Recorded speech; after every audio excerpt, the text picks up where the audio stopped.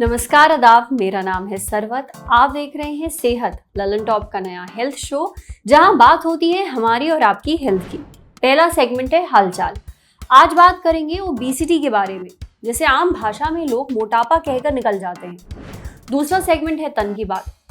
आपको अपने सलाइवा यानी कि थूक के बारे में ये गजब बात पक्का से नहीं मालूम होगी। और तीसरा सेगमेंट है खुराक, यानी एक झकास सी हेल्थ टिप, जैसे कि अगर गला खराब है तो इस ट्रिक से वो यूं ठीक हो जाएगा। आपको एक छोटी सी कहानी सुनाती हूँ कि तब की बात है जब मैं कुछ 11 या फिर 12 साल की थी। हमारी कॉलोनी में ना तब एक फैमिली शिफ्ट हुई थी। उनकी एक बेटी थी। अब उसका असली नाम नहीं बता सकते, तो इस वीडियो में हम उसका नाम पिंकी रख देते हैं। अब पहले दिन से ही वो कॉलोनी के सारे बच्चों की निशानी पर थी। सब उस पर हंसते थे, उसका मजाक उड़ाते थे। सांड, भैंस, मोटी, न जाने क्या क्या कहकर बुलाते थे। वजह उसका वजन। अब मुझे उसकी एग्जैक्ट हाइट और जो वेट है वो तो इस वक्त याद नहीं है, कभी पूछा भी नहीं, पर उस समय ऐसे फुड़ मजाक करते समय शायद ही किसी को एक बात मालूम थी। पिंकी को एक मेडिकल कंडीशन थी जिसे ओबेसिटी कहते हैं। मुझे बहुत बाद में इसके बारे में पता चला, क्योंकि अपने यहाँ ना एक शब्द है मोटा। लोग इसका इस्तेमाल जो है वो दिल खोल कर करते हैं, तंज कसने से लेकर नीचा दिखाने तक हर जगह। अब इसके बारे में कभी और दिल खोल कर बात करेंगे इस शब्द को लेकर के। आज हम फोकस करेंगे इस कंडीशन पर जिसे ओबेसिटी कहते हैं। देखिए, सबसे पहले तो ये समझ लेते हैं कि ओवरवेट होना और ओबीज होना ये दोनों अलग अलग चीजें हैं। अब दोनों में फर्क क्या है? एक चीज होती है जिसे कहते हैं हम BMI यानी बॉडी मास इंडेक्स। मोटा मोटी समझे तो ये एक टेबल है जिसे तैयार किया गया है सारे डॉक्टर्स और एक्सपर्ट्स की मदद से, दुनिया भर के डॉक्टर्स और एक्सपर्ट्स की मदद से। ये तय करता है कि आपकी हाइट उम्र के हिसाब से, यानी आपकी जो हाइट है और आपकी जो उम्र है उसके हिसाब से आपका वेट कितना होना चाहिए, और जितना है क्या वो हेल्दी है या नहीं। अब WHO यानी जो वर्ल्ड हेल्थ ऑर्गेनाइजेशन है उसके हिसाब से अगर आपका BMI 30 या फिर उससे ज्यादा है तो आप होते हैं ओबीज। अब कैसे पता चलेगा कि आपका BMI कितना है? देखिए, कुछ क्विज हैं ऑनलाइन इंटरनेट पे जिसमें आपकी हाइट, आपका वेट, आपकी उम्र, आप कितनी एक्सरसाइज करते हैं, आपकी लाइफस्टाइल कैसी है, इस तरह के सवाल पूछे जाते हैं। और फिर वो कैलकुलेटर नुमा चीज जो है वो आपका BMI कैलकुलेट करके बता देता है। नहीं तो जो आसान तरीका है वो ये है कि आप डॉक्टर के पास जाएं अपने, या फिर किसी जिम ट्रेनर के पास जाएं, उनसे पूछ लें। उनके पास मशीन वगैरह होती है, वो आपका सटीक जो BMI है वो बता देंगे। खैर, अब सबसे पहले ये जानते हैं कि ओबीज होना आखिर होता क्या है, इसके मुख्य कारण क्या है और इससे किस तरह की दिक्कतें हो सकती हैं, किस तरह की हेल्थ प्रॉब्लम्स हो सकती हैं। ओबेसिटी का मतलब बॉडी में अगर जरूरी से ज्यादा कहीं भी फैट का प्रोपोर्शन ज्यादा हो और उसकी वजह से किसी भी तरह की बीमारी हो जाए, जान को खतरा हो जाए, तो उसको बीमारी या सीवियर ओबेसिटी बोलते हैं। इसका मतलब ये एक टाइप का बीमारी है। बॉडी में फैट का परसेंटेज भी 20% से कम होना चाहिए। अगर बॉडी के अंदर फैट का परसेंटेज 20% से भी ज्यादा हो और आदमी दिखने में बहुत बड़ा नहीं हो, वजन भी ज्यादा नहीं हो, तो भी उसको एक टाइप की ओबेसिटी बोलते हैं, जिसमें बॉडी का फैट इतना ज्यादा होता है कि उसकी वजह से इंसुलिन रेजिस्टेंस बढ़ता है या डायबिटीज जैसी बीमारी दिखती है। और ये टाइप की ओबेसिटी इंडिया में सबसे ज्यादा कॉमन है। और ये फैट जो होता है उससे बहुत सारे हार्मोन्स तैयार होते हैं, जिससे डायबिटीज हो सकता है, ब्लड प्रेशर हो सकता है, हार्ट के ऊपर असर होता है, वजन की वजह से जॉइंट के ऊपर प्रेशर आता है, हार्मोनल चेंजेस की वजह से मेल्स में फीमेल हार्मोन का प्रोपोर्शन बढ़ता है, लड़कों में ब्रेस्ट डेवलप होना शुरू होता है, या लड़कियों में मेल हार्मोन का प्रोपोर्शन बढ़ के pimples, black discolouration, polycystic ovarian syndrome या इनफर्टिलिटी होने लगती है। तो ऐसे किसी भी सिस्टम को इवेंचुअली ओबेसिटी अफेक्ट कर सकती है। तो सभी को लगता है कि ओबेसिटी किस वजह से होती है, और सभी को ये भी लगता है कि थोड़ा डाइट करके, थोड़ा एक्सरसाइज करके हम खुद ओबेसिटी को ट्रीट कर सकते हैं। पर बाकी की बीमारियों जैसा ये बीमारी को भी साइंटिफिक सॉल्यूशन की जरूरत होती है, क्योंकि ओबेसिटी के बहुत सारे रीजंस होते हैं। कुछ रीजन जेनेटिक होते हैं जो आदमी के हाथ में नहीं होते, कुछ रीजन होते हैं मेटाबॉलिज्म पे, थोड़े और रीजन होते हैं इंटेस्टाइन, डाइजेशन, एब्सॉर्प्शन या इम्यूनिटी के ऊपर होते हैं, लिवर, पैंक्रियास का फंक्शन उसके ऊपर भी डिपेंडेंट होते हैं। और फिर उसके बाद में आपकी लाइफस्टाइल, कौन से टाइप का खाना, कितना खाते हैं, कितना एक्टिव लाइफ है, आपकी उम्र कितनी है, कभी पहले आप कोई स्टेरॉइड या कोई ऐसी दवाई ले चुके हैं जिससे मेटाबॉलिज्म बदलता है। के सॉल्यूशन बहुत टाइप के होते हैं, लाइफस्टाइल होता है, डाइट होते हैं, दवाई होते हैं, एंडोस्कोपी होती है, बलून होता है, या दूरबीन से बेरिएट्रिक का सॉल्यूशन भी होता है।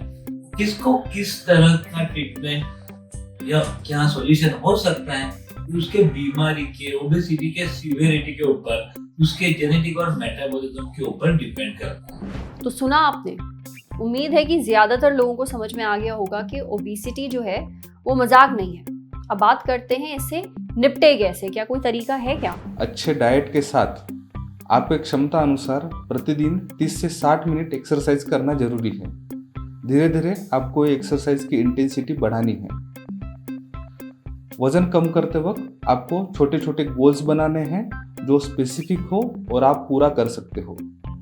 ये गोल्स आपको आपके फ्रेंड्स और फैमिली के साथ शेयर करना है जो आपको ये गोल्स पूरा करने में मदद करेंगे। इसके अलावा आप वेट लॉस मैनेजमेंट प्रोग्राम्स पे एनरोल हो सकते हो, जहाँ पे आपको स्पेशलिस्ट ट्रेनर की एडवाइस मिलेगी और गोल्स पूरा करने में हेल्प होगी। इतना करने के बाद अगर वजन कम नहीं होता है तो आपको ओबेसिटी स्पेशलिस्ट डॉक्टर की सलाह लेनी चाहिए। डॉक्टर्स आपके जांच के अनुसार वेट लॉस मेडिसिन दे सकते हैं या बेरिएट्रिक सर्जरी जैसा ऑप्शंस दे सकते हैं। एक जरूरी चीज है डाइट, यानी आपका खान पान। दवाइयों से लेकर इलाज तक तो हम बहुत तवज्जो देते हैं, पर अब खाने का क्या? आपकी डाइट आपकी सेहत का एक बहुत बड़ा हिस्सा है, इसे नजरअंदाज मत करिए। ये सुनिए, अगर आप वजन कम करना चाहते हैं तो आपको पीना है काढ़ा पानी। काढ़ा पानी इम्यूनिटी के लिए अलग बनता है, वजन कम करने के लिए अलग बनता है। कैसे बनाएं? 1 चम्मच अजवाइन, आधा चम्मच दालचीनी का पाउडर, 6 ग्लास पानी में अच्छे से उबाल लीजिए। छानने के बाद आपको ये पानी सुबह खाली पेट पीना है। नींबू डालकर पिएंगे तो ज्यादा अच्छा रिजल्ट आएगा। दोपहर का खाना, नाश्ते के बाद, हर एक मील के बाद आपको आधे घंटे के गैप में ये पानी पीना है। ये पानी से आपका ब्लड प्रेशर, शुगर, कोलेस्ट्रॉल सब कम रहता है, क्योंकि इसमें अजवाइन है जो कि एसिडिटी को भी कंट्रोल रखेगा। ये तो मैंने बताया खाने के बाद क्या करना है। दिन में अगर आप एक बार खाने से पहले 15 मिनट पहले सेब का सिरका यानी कि एप्पल साइडर विनेगर लेंगे तो आपको जो जमा हुआ वसा है आपके तोंद के पास, पेट के पास, उसमें भी आपको राहत मिलेगी। सो आपको ये तो सब करना ही है, लेकिन इसके साथ साथ अगर आपके ब्लड टेस्ट में विटामिन डी की कमी, हीमोग्लोबिन की कमी या थायराइड फैक्टर ऐसी कोई भी चीजें हैं तो अपने डाइट में उसी हिसाब से चेंजेस जरूर कीजिए। टाइम पर सोइए और खुश रहिए। अब बढ़ते हैं सेहत के दूसरे सेगमेंट की तरफ। सलाइवा यानी कि थूक। अब ये शब्द सुनकर ना आप में से आधे से ज्यादा लोग हैं वो घिनिया गए होंगे कि हाय हाय छी। पर आप अपने थूक से चाहे जितना भी घिनिया लें, ये बड़ी कमाल की चीज़ है। कमाल की इसलिए क्योंकि अगर ये आपके मुंह के अंदर बनता है तो उसका कोई ना कोई काम तो होगा ही। और जी, इसे जो ड्यूटी मिली है ना करने के लिए, वो बहुत ही ज़रूरी है। आप जो अपना खाना चबाकर निगल पाते हैं ना, इसमें सिर्फ आपके दांतों का ही हाथ नहीं है, थूक का भी बहुत बड़ा योगदान है। साथ ही थूक आपके दांतों और मसूड़ों को भी काफ़ी बचा कर रखता है। और थूक पर कसीदे कभी और पढ़ेंगे। आज बात करेंगे उससे जुड़ी एक बहुत ही इंटरेस्टिंग चीज़ की, जैसे कि आपको पता है कि आपके मुंह में साल भर इतना थूक बनता है कि 2 बाथटब भर जाएंगे। वो बात क्या है ना कि वैसे तो हर इंसान के मुंह में कितना थूक बनता है ये पर्सन टू पर्सन डिपेंड करता है, पर आमतौर पर हर इंसान के मुंह में हर दिन 0.7 लीटर थूक बनता है। अब इस हिसाब से अगर आप थोड़ा कैलकुलेट करें तो एक साल में ये इतना बनता है कि 2 मीडियम साइज बाथटब्स जो होते हैं जिनमें हम नहाते हैं वो भर जाएं।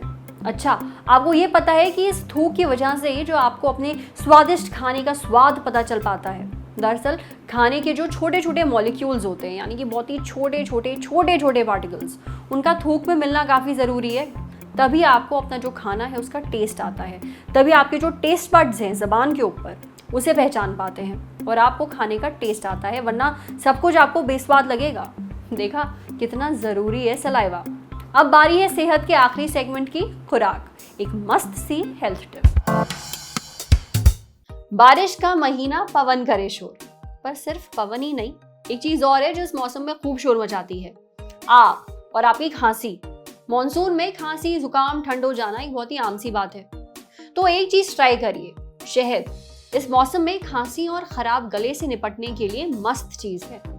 शहद एक एंटी माइक्रोबियल है, यानी कि एक ऐसा खूंखार एजेंट जो खात्मा करता है उस वायरस या फिर बैक्टीरिया का जो आपको बीमार कर देते हैं, जिनकी वजह से आपको इन्फेक्शन होता है।